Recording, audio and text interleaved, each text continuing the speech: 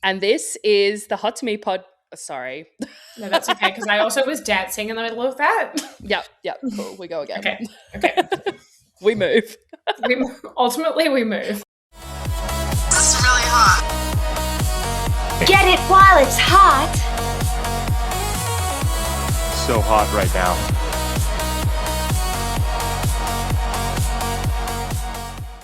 I'm Caitlin McPhail. And I'm Holly Berkelman. And this is Hot to Me, a podcast covering pop culture, dating, fashion, beauty, and anything else that we deem hot. Oh my God, welcome. First episode. Yay! I was going to say it's been a long time coming, but it actually hasn't. This has been a pretty rapid conception to execution process. Look, people should be scared of us when we put our mind to something. The efficacy at a crunch is really quite impressive. Yeah, no, you wouldn't believe it. Never look under the hood, as I always say, but my God, we got here. An absolute blessing. And a joy. And a joy. And a joy. So because it's the first episode, we thought we'd start with a little like, who the hell are we and why are we here? So Holly, would you like to tell the people, how did the pod come to be? The pod came to be because the immediate story behind it, or generally speaking? No, the general concept of us sitting on our couch. Okay. The general concept being that Caito and I have lived together for 2 years in our apartment in Potts Point in Sydney, and we like to do what we call couch time, which came about quite organically, but ultimately it is us sitting on our sofa, talking shit. It initially was like a lot of Hinge swiping, and then we swiftly fucked that off. And so then it just became talking, hanging out as housemates do. And we were like, wait, we're so funny. People need to hear this. We fucking crack ourselves up. We crack ourselves the fuck up. And we were like, wow, it's crazy that no one's heard this. Yeah, we did what every white man does, which is go, I think we should just go on mic with this. Yeah, we went, wow, people need to hear this. But ultimately they do. They do need to hear this. At the end of the day, they need to hear it. When all is said and done, it must be heard. All cards on the table, let's fucking go. Exactly. So we were like, oh, we should introduce ourselves. And then I went, no, what about we introduce each other? With absolutely no preparation, because I haven't done any. No. Yeah, no, God, that would be asking too much of us, I think. Simply We're coming to you kind of at crunch time also, but maybe we'll get into that in a second. Yeah. In terms of preparation, it has been blessedly minimal. It is chaos in the Potts Point apartment, which we lovingly call the convent. It's chaos for in the obvious convent. reasons. It's chaos in the convent. Not what they had in mind when they invented convents, but modern context, etc. Yeah, no, for sure. Would you like to go first, or should I go first? I think you should go first. It was your idea. Okay. I'm going to introduce the people to Holly Berkelman. So Holly is the most recent, but no longer, we'll get into that also, digital editor at Body and Soul. But that's what she does. That's not who she is. You know what I mean? Yeah, cute. Love that. Really good. Keep going. So who's Holly when she's at home? No, Holly is super chic. We met 3 years ago almost when I moved here from Perth. We were friends before I moved into the convent. And immediately loved Holly's vibe because she is silly, but ultimately one of the chicest people I know. Oh my God. Wow. But the correct amount of silly to hang out with me, which is quite silly. She's hilarious. She really, really screams at a pitch you've never heard before in your life. Any kind of bug will set it off. I'm the man of this house. Boy, does she do a good job. She wears the silliest little kitten heels. I've met all of Holly's friends and I love them all very much as well. Good people attract good people. And Holly's about to go on some big adventures and it's very exciting. And and she's going to kill it because Holly is one of those people where if she puts her mind to it, much like we said at the top of this episode, it's going to happen come hell or high water, actually. Lord have mercy. Yeah, like gird your loins, everyone. Gird your motherfucking loins. You don't know what's about to hit them. Loins girded. Yeah, I'm on the way. Heading straight for them. So that's a snapshot of Holly, I guess. That was so nice. And maybe the nicest you've ever been to me to my face.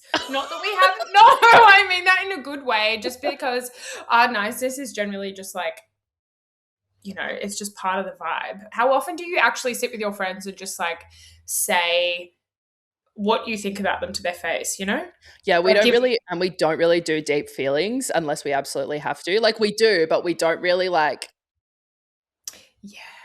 We spend too much time together to need to. Yeah, I agree. I would say there are a lot of deep feelings being discussed. Mm-hmm. But like, how often do you sit and give an elevator pitch of your friend? You know, Exactly, which is why I thought this would be fun. Maybe not often enough. Yes, not often enough. No. Elevator pitches for all. How to describe Caitlin Lynette McPhail? Oh my God, Commonly- that's actually a hate crime. Full government name to start with. Also, you never call me by my full government name. I don't, weird. and that's because I know maybe 17,000 people called Caitlin. And also because I was introduced to you as Caito, which came about through Caito's history of rowing. She's from Perth. She moved to Sydney 3 years ago, as she said. And when she was living there, she was working at the Guild, which is the student union for UWA in comms. Marketing as well. I love my resume. As we said, we're starting with a 9 to 5 and then we'll get to the 5 to 9. Yeah. Yours is, I feel like because I've gone first, yours is going to be way more in depth than mine, but all good. Working in comms, and then she moved to Sydney. And around that time, that is when Caito became maybe not a household name, but certainly someone that you will know of. And the reason being that she invented the beige flag, TikTok's favorite concept, the relationship world's favorite concept, and a concept which has been bastardized beyond belief. So it no longer resembles how it came about. Yeah, no, that one really got away from me at rapid speed. It did, but maybe we can do a story time about that another time. But Caito invented the beige flag, came here, now works in sustainable concrete, which is super exciting and doesn't adequately sum up just how sparkly and fun and silly she is. So she invented the beige flag. She loves a cap, especially a backwards cap, which is a massive up for me personally because it's hot. It's hot to me. The first drop of hot to me. I get self-conny about the backwards one, but... Yeah, I know, but I like them. Yeah. I like them. She loves a jersey. She loves a real tree camo moment. She is, to my kitten heel and my coat girl, a hoodie gremlin, which came about because she likes to dress down, but somehow in the funnest, funniest, and still somehow completely culturally on point way, which is so hard to achieve, but so fun. Caito has an incredibly funny and whip smart, you could say, sense of humor, and has a field of knowledge that is truly wider than anyone that I have ever met, which is quite impressive. She knows maybe everything about pop culture, but also somehow current affairs. I don't really know how she manages it, aside from a truly devastating screen time. No, that is it. In fact, yeah, no, it's from being on Instagram all the time. That is a lifetime of various screens. Yeah, and wow, what a culmination of fucking billions of hours online. Beautiful. Do you want to explain why it's called Hot to Me? Yes. We in the convent have really come up with our own language. We have a lot of very unique vernacular that we use a lot, that does catch on amongst our nearest and dearest. Family, nearest and dearest. I think the first one we had was when we said slay all the time because it became like a vocal tick for me. And then Yes, but it wasn't slay, S-L-A-Y, which is important to note. It was Yes. S-L-A with an accent. it became slay. Slay. So that was our first one, I think. But hot to me has really taken off. And we use that to describe really anything from like people that we think are hot, actions from people that we think are hot, fashion statements that we think are hot, really anything that you love and it's personal taste, right? It's hot to It's me. hot to you, then it's hot to me. Yeah. Yeah. And it can be so subjective. Like you're saying, that's Yeah. hot to me. I don't care about you. And it doesn't have to be generally hot. Much like, look, the example I can give that I know that Holly will probably hate and also agree with is that Walton Goggins, hot to me. Oh, not hot to me. But not hot to Holly. me. Yeah. But I am, but not to me. But it is the definition of like not yucking someone else's yum, which is a phrase that I do hate, but it does sum up what we're talking about here. Yes. And so this is very much a podcast that covers all categories, but ultimately the thing that ties it all together is it's hot to us. Exactly. I will say, I think the first person who I ever heard say hot to me was my friend Esther, who I used to live with. She said hot to me quite often, as, you know, the girlhood lexicon does. It caught on. And then I think it kind of went into hiding for a little while. Yeah. And then, you know, recently it's come back and that's been great. My friend Jess says it a lot now. Your friends say it. Elle says it. You know, it's really spread and that's a beautiful thing. A beautiful, beautiful thing. You'll certainly, if you're a regular listener of this show, you're going to encounter so many of them. We say so many little things that have very specific meanings and they are very catchy. They are. I will say as well, I was at a wedding recently, which you obviously know so much about this wedding. Mm-hmm. Perhaps one day the podcast listeners will know everything about the wedding, but it actually we'll open the archive. It can't be rehashed at this moment because I'm still processing it. And we don't know each other like that yet. That's not Caito that I'm talking to. It's you. No. We don't know you, the listener, like that yet. That's got to be earned, that one. Yes. But I was at this wedding and I was talking to a group of people and one of them, this guy said something that he did like for his girlfriend or something. And I went, that's hot to me. And the way everyone in this circle turned to me and went, Holly, he's got a girlfriend. He's literally talking about his girlfriend. The way my eyes rolled into the back of my skull because I was like, I'm not going to tell you the lore behind this phrase yet or that the podcast is en route. But now I feel good about it because I wasn't just saying that because I was trying to hit on him. Let that be known. Yeah, you're like, I'm eye rolling so hard my pupil has hit my retina, but... Yeah, and it's actually stuck back there now. Yeah. For the rest of the wedding, it was in fact stuck back there. Yeah, it's not coming back. No. Nice while it lasted though, Vision. Anyway, look, you'll learn a lot more about us as we go, for sure. But that's the overtones. So now we'll get into how we're going to kind of structure these episodes, which is we're going to start with an update each because, Holly, I'm sure you can explain now why we're doing this and why the episode is titled the way it is and what we've alluded to. Would you like to bring us the first update? I will. The first update is from the pre-New York Dispatch. Is that how I say it? This is the pre-New York Dispatch? It will be the New York Dispatch. Yeah. This will be the New York Dispatch. Right now, it's the pre-departure dispatch. Yeah. This came about partially because we love the couch time so much, but I am moving overseas in 12 days from now. And we couldn't let the couch time go. And also we thought it would be a nice way to stay in touch, etc. Anyway, that's the update. I'm moving overseas in a couple of days. Shitting my pants, actually. In the middle of moving out of my house. I've lived here for 5 years. In Potts Point for 6 years. I'm very attached. So I'm glad that Caito is staying here. But you can tell that I'm halfway out because those who are watching on or listening on Spotify with the video on can see that I'm in the jankiest ass studio you've ever seen in your life, which has just bare racks behind me. Yeah.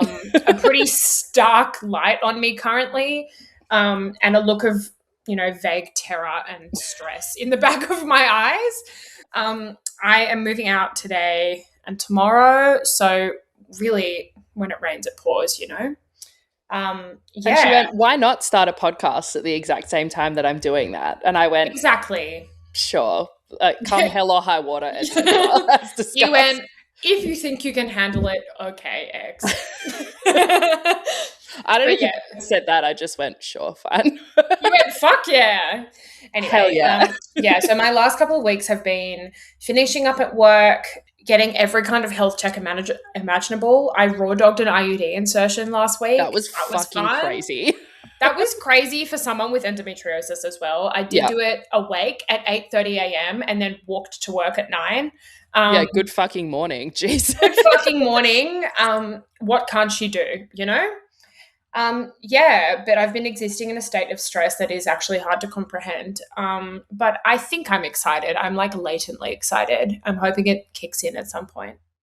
That's the pre-departure dispatch. Over to you. Yeah, I wouldn't say it's been super chill in the convent the last couple of weeks, but we move. Some move further than others. You quite literally. Me from one bedroom to the other because Holly's was bigger than mine. And has a better view. Yes, exactly. All right, so that was our first New York dispatch. We then bring it back to the Southern Hemisphere with the Australian Bureau. Of what, you ask? Well, that'll be rolling. This week we have the Australian Bureau of Aging Gracefully, aka sleaging, I've decided to call it. Good one. Really good one. Thank you. It was my birthday yesterday. 32 years old. And God, did she handle it well? I only cried twice, guys. Yeah, and one was a stealth cry in that I didn't realize until we got to Yoshi, and I went, "Oh my God, are you weeping?" Yeah, the way you said, "Are you weeping?" Not "Are you crying?" or "Are you okay?" Are you weeping? Are you weeping? Yeah, silently, actually. Yeah, and now you fucking called me out. Yeah, thanks so much. But yeah, happy birthday, 32. How exciting! I think 32 is such a young age. 32 sounds for some reason younger than 30. 32 sounds younger than 28. I feel fucking 700 years old right now. I don't want to hear it. I will say, once you're like solidly in your 30s, it's true. The body really just starts going, nah. It really does keep the score. And it's got a lot of score to keep. So it's really racking up receipts now, and I'm just injured like all the time. Go off, I guess. We move once again. I move kind of gingerly sometimes, but you move nonetheless. Yeah, you move from the house to your physio's office. Shout out to Liam, the physio. Yeah, my bestie Liam, saw him today. There was a good 6 months last year where I fully moved from my bed to the couch to my bed again because my back was so cooked. So sad. Feeling young, feeling fresh, vibrant. Actually, no, internally I'm constantly 22. So yeah, you have a young external aura. matches. I also dress like a Gen Z, and everyone that I'm friends with says I'm their most Gen Z friend, despite being firmly a millennial.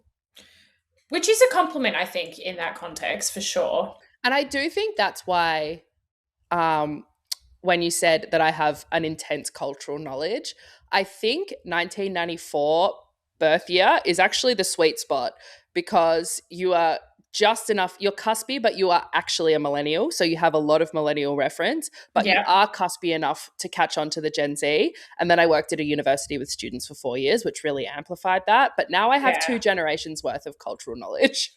And that's beautiful. I would say I am certainly cuspy because I am 1997, which is actually on the Gen Z side. However, my caveat to that being that I went to school in the year above me. So I was in the 1996 year of school, which most people say, Holly, no one gives a fuck. You are Gen Z. But I'm cuspy. That's cuspy. I think the 2 years on either side of cuspy will make an exception for 1994 too. Yeah. I think I'm technically not cuspy, but in practice very cuspy. For sure. If I were to ask you, what age do you feel, not in terms of your body, which is ultimately decaying, Marching firmly towards the grave. Yes, continue. yeah, on route to the grave. Yeah, 1 foot in always. Yeah, no, for sure. What age would you say you feel Ooh. in the soul? In the soul, I think I'm a pretty solid 26. Okay, nice. Because I think 25, I think. Yeah, I think we're certainly both over the frontal lobe age Definitely. of 25. I earned that frontal lobe and I will feel that way forever. I've put it to far too much use to ignore it now. Yeah. Yeah. Okay. Just a couple girls in their mid-20s. Yeah. I do feel quite spiritually connected to 17 in terms of like joie de vivre, but also, as you said, frontal lobe has definitely clicked in. Yeah, no, you wouldn't catch me dead anywhere between 16 and 25, but anyway. But God, she's thriving now. But nice for you, I guess. Yeah. So those are our updates. They'll just be little quick memos from New York, from Australia. I mean, yeah. Look forward to those, I guess. Yeah. Let's hope we have something interesting to tell you. That's the aim. Yeah, God that forbid is the we aim. go out and do something interesting to have things to say. But anyway, we move on now to, I would call it the meat of the episode, which is getting into what is hot to us this week. What do we have the hots for? We've got a couple each. It'll be 2 to 3. Holly, would you like to go first? I would love to go first. My first hot to me this week is the hottification of Marcus Mumford and of the entire Mumford & Sons band as a whole. Have you cottoned on to this? I only recently, since you've brought it up, but Yeah. since seeing obviously Mumford & Sons were on the most recent episode of SNL with Connor's story, and I'm very invested in Connor's story, so I saw a lot of clips from that SNL episode, which I did also see a lot of clips that were like, guys, Marcus Mumford is hot now. He's so hot now, and I don't want people saying it's just because he lost weight. I was thinking that. It's not that. It's not it. It's not the weight loss. It's the vibe shift. It's an aura change. And he's always had I wouldn't say cocky, and I also wouldn't say arrogant because I fucking love Marcus Mumford. Mm-hmm. But he's got like an aura of confidence and capability, which and I love about him. Say is like the way that you could sum it up is like, if he wears a button up now, there's another button undone.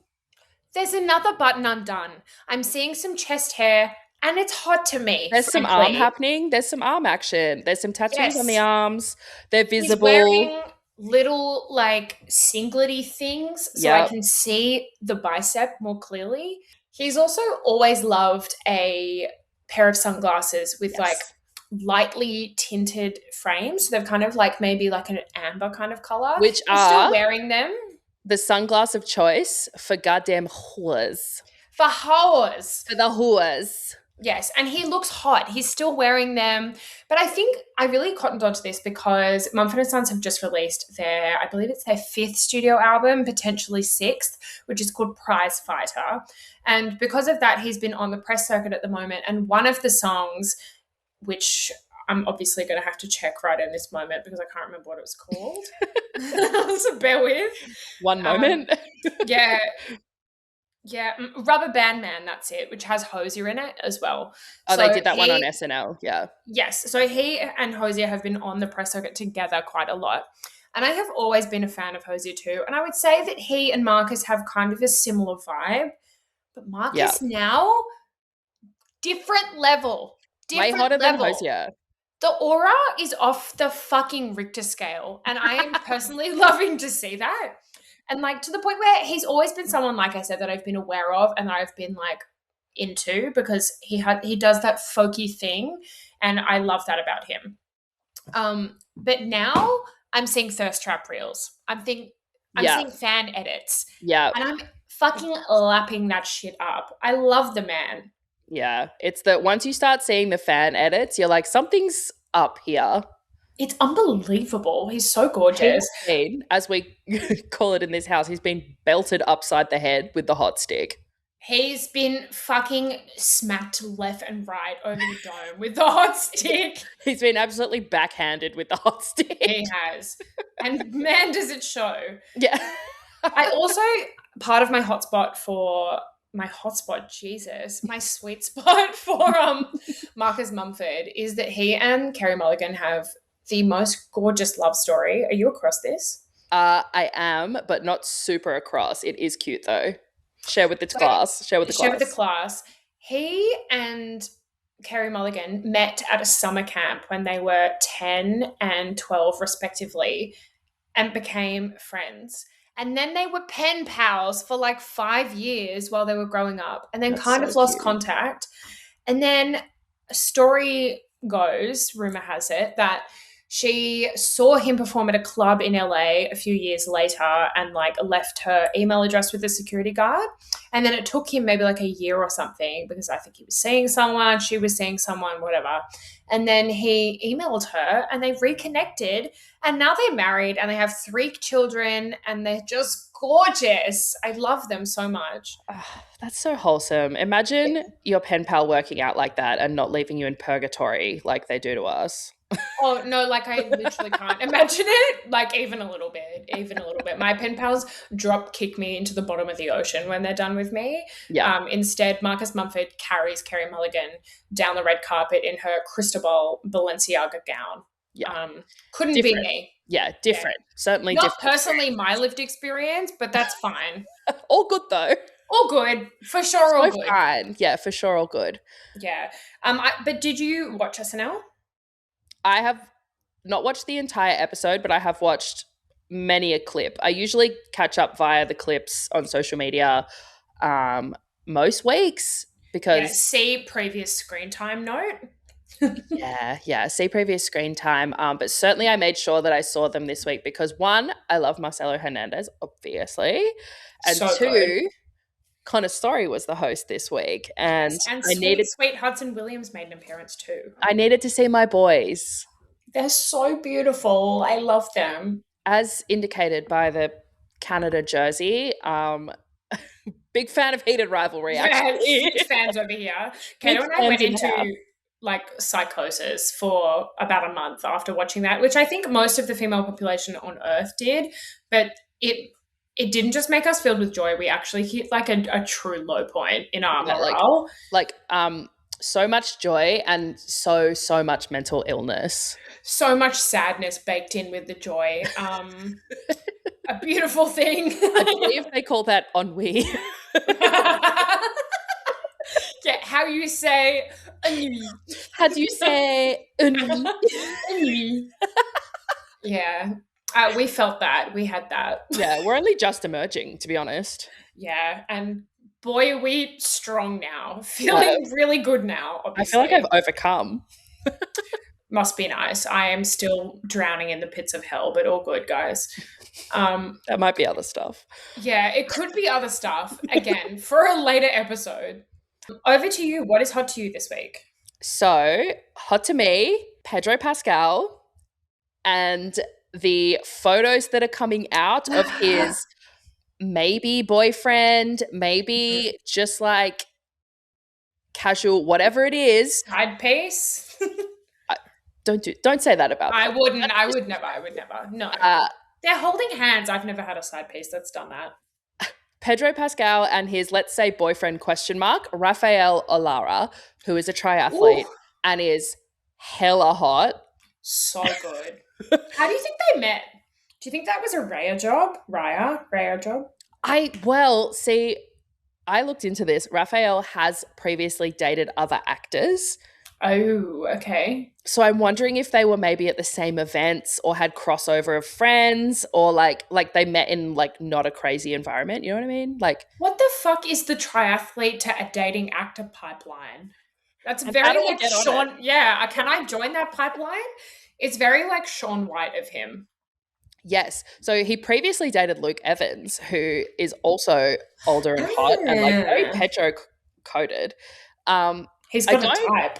Super love that the paparazzi are like being fucking vultures about it. Up in their business. Yeah, the Dumois of it all. But I do love to know that Pedro is living his best life with a hot triathlete in whatever capacity that might be. But there's a lot of hand holding. There's Pedro going for a walk with Rafael because he's in a leg brace at the moment. They go for a little rehab walk. Yeah, it is very invasive though, the paparazzi of it all. But we have another term for that, which is what I'm going to recommend for Pedro Pascal, should he ever listen to this, which he won't. Celebrities trying to avoid paparazzi go into what we call slink mode. And I too often go into slink mode. We're a big fan of slink mode in this house. So what is slink mode? It's the cap and sunglasses. It's the classic, I'm trying not to get no one recognized me. No one's going to recognize me. Trying to fly under the radar. That's slink mode. Slink mode. It's usually some kind of Ray-Ban. Yeah. And a lowly worn cap. Ball cap. Ball cap. Sports team cap. Yeah, none of that trucker hat nonsense that Jacob Elordi is so fond of. Yeah, no, he's out here making statements in trucker hats. That's not slink mode. No, that's hot to me for sure as well. But no, slink mode is when you are like trying to stay off grid. But you can't be off grid in that moment, so you have to just dress off grid. Yeah. Recently popularized by Scott Hunter in episode 3 of Heated Rivalry, trying to go to an art gallery with his boyfriend and not get caught.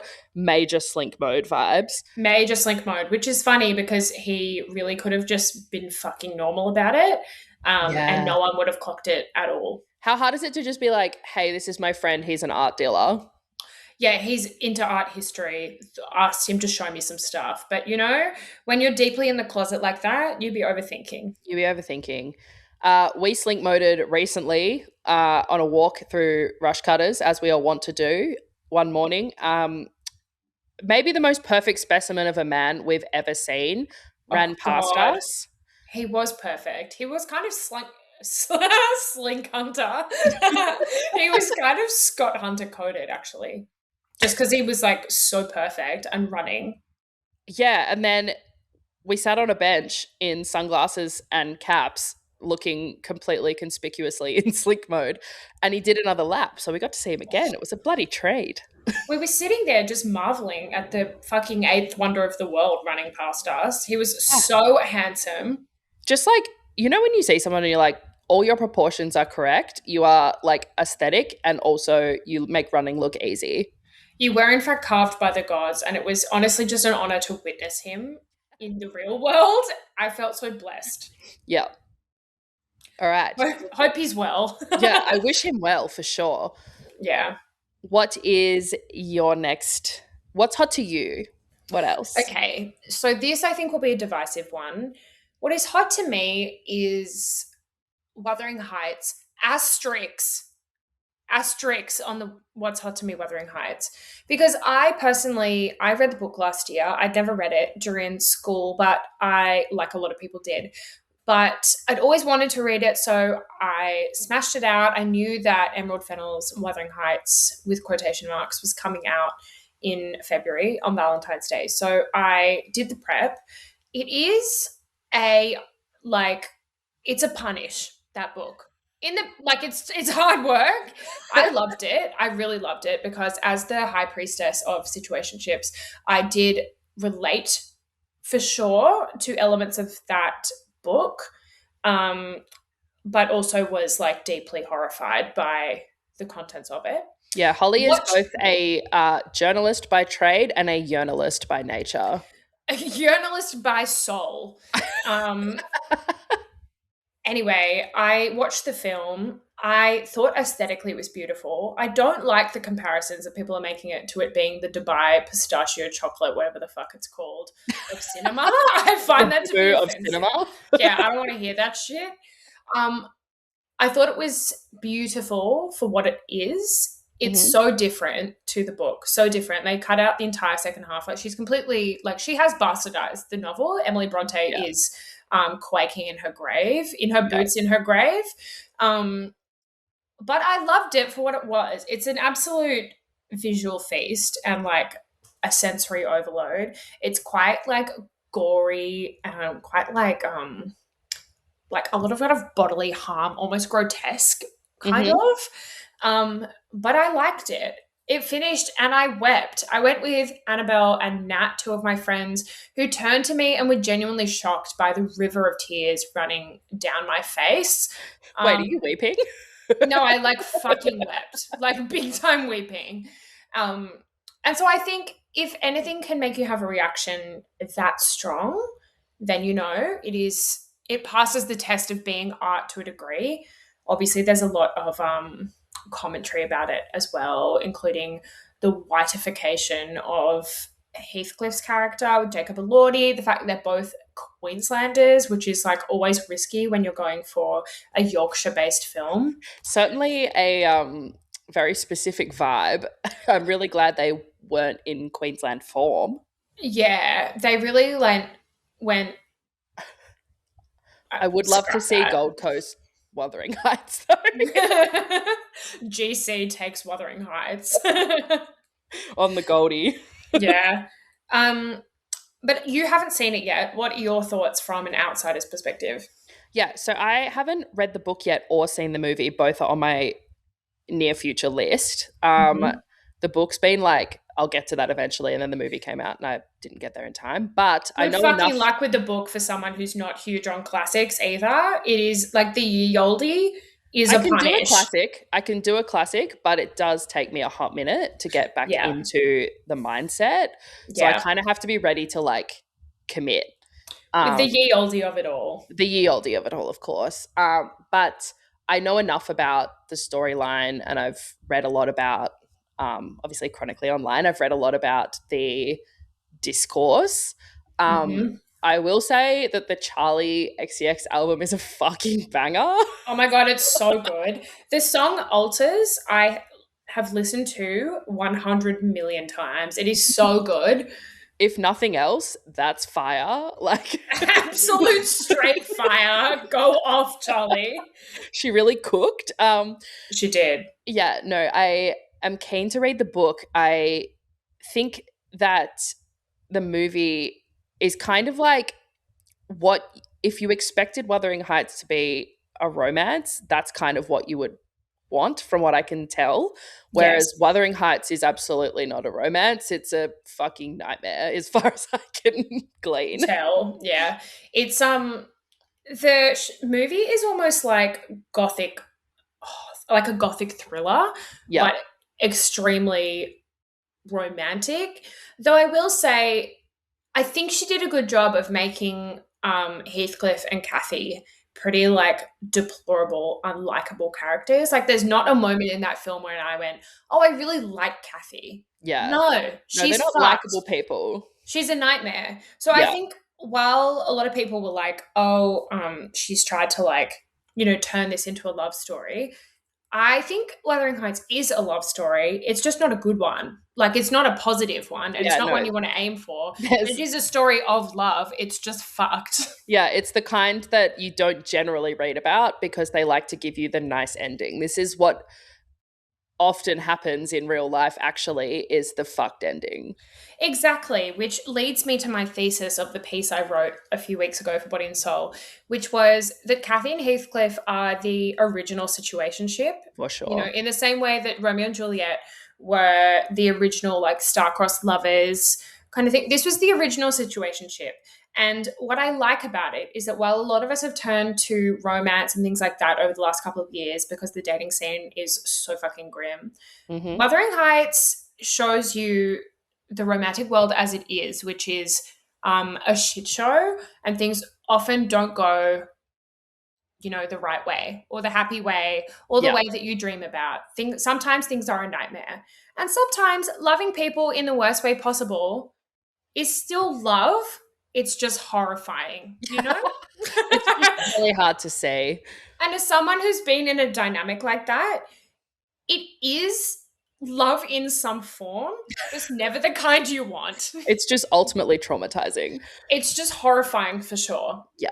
But I thought it was beautiful. I thought the costumes were incredible. Yes, the vibe I get from costuming, like coloring, just like general vibe of it all actually really reminds me of my friend Ella's going to love this. Bram Stoker's Dracula from Yes. 1992 with Gary Mhm. Oldman as Dracula. Yeah. Very camp, but like same kind of era, like crazy good costuming and just like the story of Dracula, but also like not the story of Dracula kind of thing. So that's kind of, I love that movie. So I do think I am going to ultimately like the Wuthering Heights movie a lot. I think you will like it. I also think Wuthering Heights needed a good fucking, you know? Yeah. Like the fact that that book It just needed to get railed. no, it needed to get fucked. And like it did. Because the fact that those two characters never touch each other in the book Is crazy.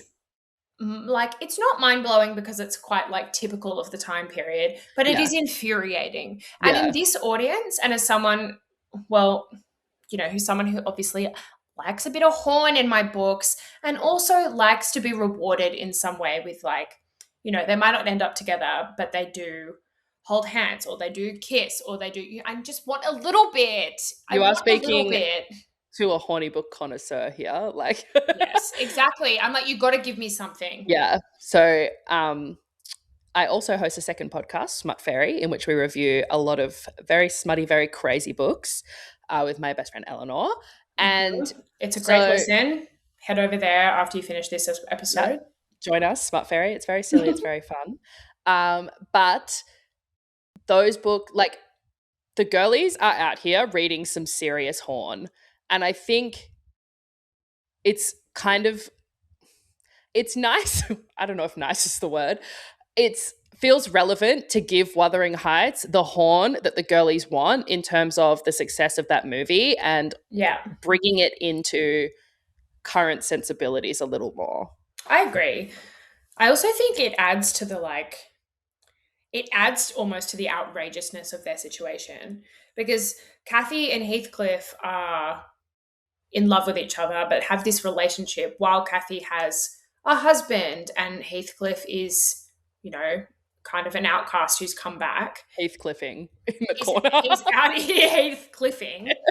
But like it adds to the just egregiousness of this relationship. And while they didn't consummate it or whatever in the book, it's still like it is an affair to a degree. And I think it's quite nice to see that represented physically. It's like emotionally that all happened in the book. Yeah. But physically it didn't. Whereas the movie was like, but what if it did? But what if it did? I also really liked how Emerald Fennell described it. She was like, it's Wuthering Heights how it made me feel when I read it when I was younger. And I think that's a nice way to sum it up. Yeah. She explained that very well. How she explained casting Jacob Elordi in the Heathcliff role, not quite as convincing for me personally. A little dicey. I think she mostly just went, I've worked with him before and he's hot. He's so hot and I love him and I want him to play it. And I'll like, Emerald, just say that. Just say that because I find it easier to forgive you just being like, I thought he'd be a sick Heathcliff and I'm obsessed with him. And rather than you being like, no, I just never imagined someone with dark skin as Heathcliff when I read it. I fully said that in the book. But anyway. Yeah. All good though. Never forget that there's few men that could lift up Margot Robbie by the corset one-handed. Jacob Elordi's within that few. And for that, I applaud her for her choice. And I do think he did an excellent job. Mind you, he did. One note that I have on that film is I fucking hated the flesh wall. So for context, her husband, Edgar Linton, makes her this like beautiful your face. All I've heard is flesh wall. I have no context. Yeah, okay. So he makes her these like beautiful suites when she moves into the house after they get married. And he's so obsessed with her that he paints all of the walls in this bedroom to resemble her flesh. No. Yeah. Mm-hmm. Oh, bad. So bad. Like even down to like the freckles that she has on her face, and you can see the like slight shadow of like veins in it. It is so weird, and I hate it. I actually hate it. It sounds like he wants to fucking crawl inside her. Yeah, and it kind of he does. It's the vibe I'm getting. But there's a scene where Margot as Kathy is like clenched up against the wall with her hands in it. Mm-hmm. And I'm just like, I don't like that I can see the wall with your freckle on it at the same time, which is your actual skin. I hate that. I've seen that image, but if you don't know that the wall is made of flesh, obviously you're not going to clock that looking at the image, and that is horrifying to hear. Well, Thank you. Yeah, it's not made of flesh, but it's like painted to but look like her skin, and I find it so foul. I hate it. Yeah, made of flesh would be a serious move. Yeah. Anyway, I think you should see it. I think everyone should see it because it is different to anything else that I've seen on screen recently, and she gets points for that at the very least. Yes. Okay. To you, what is your final hot to me this week? So a little pivot into fashion land, but hot to me, it was, I think, last week, the 7 For All Mankind show at the most recent New York Fashion Week. It's extremely indie sleaze. Jenny Humphrey after she became a nightmare, Skins TV show vibes. Nice. It's extremely 2008, 9, 10 in terms of like the styling and the bubbly dress with the tight hem and the very dark silkiness makeup and the different textures and the like raccoon makeup and the fucked hair looked amazing. Yeah. All the looks looked sick. The models walking the runway, like hell went for it. Major strut. Yeah. And so a really good review of this one that's like pretty in depth is that I recommend watching is from a trend forecaster and fashion commentator, Mandy Lee, who I follow. Her handle on, I think, everything is at Old Loser in Brooklyn. She is sick. She's so cool. She is great. And I watched that and I kind of watched all of her like breakdown of it all and everything. It was very interesting. But mostly I watched it and I was like, in this era of like everything going to shit, fascism turning everything beige, in a general term, I'm excited to see some fucking maximalist shit on a runway. Like, I like it. It's also a nice like rebuttal to the quiet luxury of the last couple of years, which we turned the corner out of that maybe like a year or so ago. But this is a real fuck you to that. It's like the Pantone colors of the year continue to be like whites and beiges, and 7 For All Mankind said no. What if? How about it's not? What if it was a hot mess? Yeah, and like a hot mess magenta. As someone who. A hot mess really speaks to me as like a walking hot mess. So this really like resonated with my soul. I wouldn't say that's how my style is currently, but I certainly love to pick bits and pieces out of that kind of era. And it's just, I'm so like not clean girl and like beige core that it's like, I'm happy to see it. Yeah, not clean girl, Crumbs McGee over here, which is my loving nickname for Caito, Crumbs McGee, because she does crumb like you wouldn't believe. I spill a lot. I'm on the move, and I am at heart like kind of a trash panda and a little bit of a gremlin. She's a gremlin. She's for sure a gremlin. Complimentary, but gremlin nevertheless. Yeah, that's why for every, Holly is the kitten heel coat girl. I am Salomons and hoodies. Yeah, in a not fucking boring way, I might add, about the kitten heels and the coats. Oh, no, chic ones. Slaying it always, but thank you. I am Salomon and hoodie, but with crumbs. Yeah. Certainly crumbs are present somewhere. And boy, is it beautiful. That makes me sound so busted. No, it doesn't. But it was nice for anyone who's a fan of Gossip Girl. I don't think anyone's favorite character was Jenny because she was fucking pain in the ass. Heinous. Yeah, but one of my favorite scenes I think of Gossip Girl is when they take over that gala and they kick all of the shit off the tables and she does the like guerrilla fashion show. Yep. This is not quite the same aesthetic, but it has similar vibe to it, which is like fucking watch me. And I love that. I love that. Yeah. As someone who wants to command every single room she walks into, even if I'm not panderizing it, I really like the vibe. Yes, for sure. Okay, that was what's hot to us this week. But if you thought we were done, we're absolutely not. Joke's on you. Long Holly, episode to start with. yes, we got to get a lot of things out. Holly, would you like to take it away for our final segment?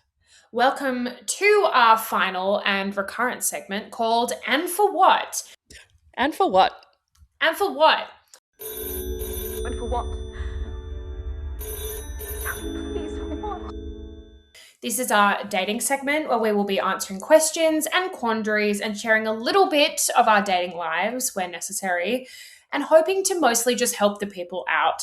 So if you have something dating related you'd like to discuss, our DMs are absolutely open. But shall we kick off with why we've called it And For What? The reason behind And For What is that every time one of us go on a date or engages in some sort of romantic liaison, we go, and for what?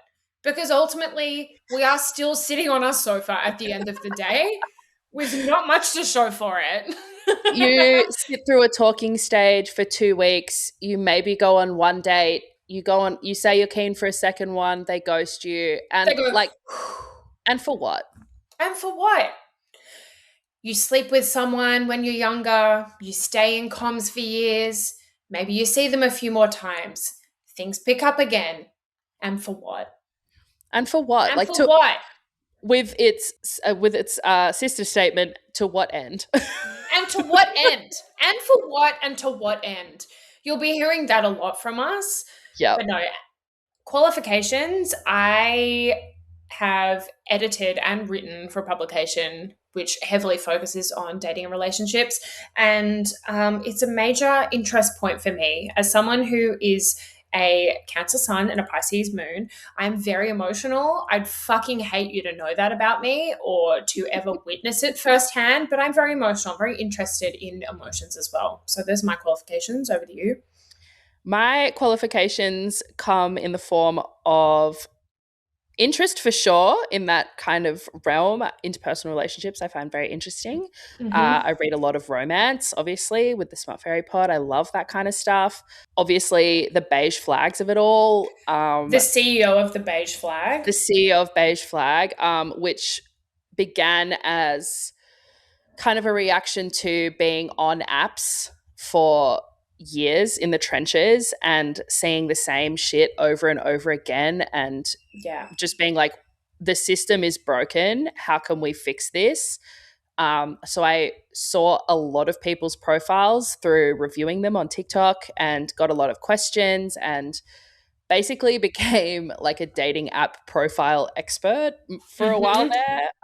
There's a lot of people writing in asking for Caito to review them. Yes. Maybe as a little treat, we'll start doing some of them through the pod. Bring them back, I say. Yes. And I think it's safe to say that both of us are pretty well-used resources for our friends, for their dating and relationship stuff, pretty good resources for each other, given we've both been through the ringer collectively.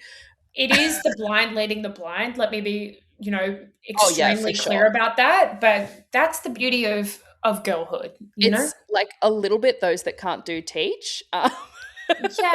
Or those who tried to do and went, I'm good. Yeah, those who tapped out teach. Yeah, exactly. Exactly. Those who said, I choose peace. Yes. Anyway, kick us off. What is our conundrum today? Our conundrum today has come from a friend of mine, and it is, in fact, a general question, but related to an experience that I had, which is, okay, the question that was submitted from my friend, I will keep them anonymous, was, I want to hear about the ethical/moral dilemma of your mate going on a date with someone who you think is cooked. Do you? What a good question. Yeah. Do you reach out first or do you just let love take its course? So the context for this is I had met someone through the apps. Obviously, you move it from the app conversation to Instagram. And this was maybe a year ago now. To Instagram, you kind of suss out. Soon. Do we have, a little recent for my liking. Do we have mutuals? What's the lay of the land here? Saw that I had a mutual with this friend. They play footy together. And she doesn't want to say it. And kind of, you do, if you see you've got mutuals and it's someone that you're friendly with, you send them a message and you go, what's their vibe? You know? Like, Of course, we've all done it. I'm about to go on a date with this person. What do I need to know? What information do you have that I should know? In this case, I got like kind of a generic amount of information that was like, oh yeah, like play footy with him, he's fine. Yeah. Kind of thing. Not much to write home about, but no red flags was the general vibe. Went on said date, knew within under 30 seconds that there would be no second date. Which is always tough because then you do have to endure the rest of the date. Yeah, especially when you get picked up for it, which I don't famously do for reasons such as this. But nonetheless, here we were. Keep in mind this was a first date. I did endure several kisses to my forehead during this time. It's hard to hear about. I still haven't healed like on a second-hand basis. Yeah, your condolences are appreciated. Like ultimately got home and was like, not for me. Like, and I went, are you sure? Maybe give it another go. And then Caito went, she went, new. And let me explain to you why. And the forehead kisses were a big part of that. So I messaged my friend maybe a couple of days later with like a heads up on what to expect. Would have been good. Probably wouldn't have gone amiss here. My friend replied to me with, yeah, I did consider whether to give you the full scope of the situation, kind of annoying, and like just not the kind of person that, yes, not my vibe. Someone's vibe, surely, but not mine. No. And was like, yeah, I didn't know whether to say that or not, because do you, like, maybe you like nip it in the bud before anything can even happen. And what if it is like, maybe they do fall in love. And maybe they're not as annoying as I thought they were with this person. Yes, exactly. Maybe there's a side to them that I'm not familiar with that they would really click with. Like, because of course it's like only knew them in a certain context, like whatever. And so what are your thoughts on the conundrum of, do you reach out first or do you just let love take its course? To me, the answer lies in how egregious or threatening the person is. Yeah, for like sure. If they're like this person, this guy was harmless. He's just fucking annoying. So I think, in that circumstance, I do think your friend probably did the right thing in that they were like, yeah, fine. You know, maybe they could have added probably not who I would have picked for you. Yes. You know? Like maybe just a statement being like, maybe not your Prince Charming kind of situation, but I probably wouldn't like actively deter someone from going on the date unless obviously they were like a dangerous person. Or there'd been some seriously egregious behaviour that you knew of in past, like cheating or just like shitty treatment or abusive or any of that. It also depends how close a friend you are, I think. Yeah. What do you reckon? Well, my response was, yeah, but I'm kind of similar to you. So I think it also, it's a hard call to make for sure, like to put myself in those shoes. It's like you don't want to be like a bitch about it, to just be like, yeah, nah, fuck that. Like, you kind of want to give the opportunity. But yeah, I agree with what you're saying, that you need to have like a bit of a caveat kind of situation, or like plant the seed that in a way that if it were to go well, wouldn't matter. Yeah. In terms of, from my perspective, they're probably not your vibe, but like obviously I'm not the one going on a date. Yeah. So play on. But yeah, it is extremely like contextual. It's tricky. It is. I will say as well, I never actually went on a date with this person, but we pen palled for like, I don't know, maybe like a week or two a little while ago. But I decided at one point, I actually don't know if this person was a scam or if he was just like the world's worst prospective dater. But he was a pain in the ass. And then my friend from uni posted a screenshot of her Hinge feed maybe like a couple months later, and I saw him on the feed. And I replied to her and I was like, do not fucking go on a date with this person. Total waste of time. Absolute pain in the ass. So maybe my standing is actually like, say it. Yeah. I mean, it comes down to your personal experience with the person, I guess. Yeah, it is. I also like, if it was a close friend, I want like full and utter honesty. I want you to be that person's a shit show. Stay away. Yeah. I might still go. Keep in mind, I might not take the advice, but I would like to hear it. And for sure, I will do quite a lot of things for the plot, let it be known. And Kato can attest to the fact that I will hear the advice and then oftentimes go, okay, I'm going to suss that out on my own. And go, yeah. Just disappear and do it anyway. So a good first submission, I think. I think moral so. dilemma up top. Yeah, please send us in your dilemmas if you have them. We can make you anonymous, send us a voice note and we can play it on the pod, or send us a message and we can read it out. We want your questions, your conundrums, anything you can think of that we can discuss. Please send it in. Your cooked stories. Or your cooked stories, and we'll just react in live time. So DM us with a message, a voice note of any or all of the above at Hot to Me Pod. And you can get featured on an episode. Please. And God knows, maybe one of the two of us will go on some dates soon and then we'll be able to report back with some other stories, but I wouldn't count on it, to be honest. Yeah, we'd love to update you on our full and eventful dating lives, but this place is not called the convent for no reason. Yeah, not for nothing. Not for nothing. Not for nothing. We're both pretty off apps and pretty focus on selves vibes at the moment. And I'm literally fleeing the country. So that's all you need to know about how my personal dating life is going. Yeah, awesome. Yeah, so good. So good though. Okay, well, that's all from us. Thank you for joining us on this debut episode. If you liked our bullshit, please follow or subscribe to the pod wherever you're listening to it. YouTube, Spotify, Apple, wherever else. Follow us on Instagram, TikTok, and YouTube at Hot to Me Pod. Woo. Tell your friends about us. We'd be so grateful. You can hear more from us. We are in a few places on the internet. You can obviously follow both of our accounts on Instagram. I am at cato.mp4. And I am at Holly Berkelman. And you can find me, Cato, reviewing smutty literature as the host of the Smut Fairy podcast with my best friend Eleanor. Or I guess you can also find me on TikTok if I revive that. And you should, and she will.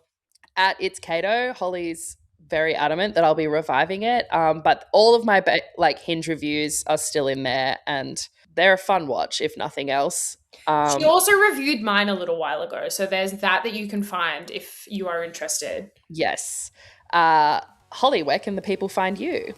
After you've followed me on Instagram, you can find me on Substack. The Substack is called As Soon As Possible. You can find that via my link in bio, but give it a read. It's fashion, beauty, soon to be, total life relocation, and ensuing panic in the Big Apple. So give that a read.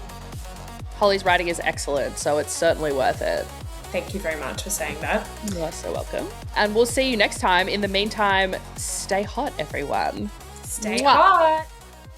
Bye.